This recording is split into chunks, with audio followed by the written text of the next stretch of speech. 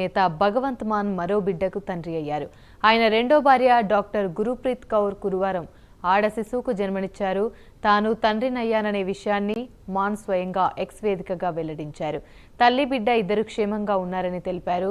మొహాలీలోని పోర్టిన్ ఆసుపత్రిలో గురుప్రీత్ కౌర్కు ప్రసవం జరిగింది.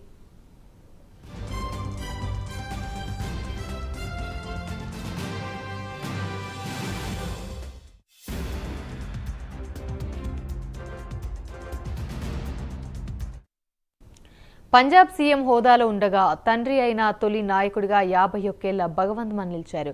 డాక్టర్ గురుప్రీత్ కౌర్ను 2 ఏళ్ల క్రితమే మాన్ రెండో పెళ్లి చేసుకున్నారు. భగవంత్ మాన్ 2016 సంవత్సరంలో తన మొదటి భార్య ఇంద్రప్రీత్ కౌర్కి విడాకులిచ్చిన విషయం తెలిసిందే. వీరికి 2 పిల్లలు. వారు కెనడాలో స్థిరపడ్డారు.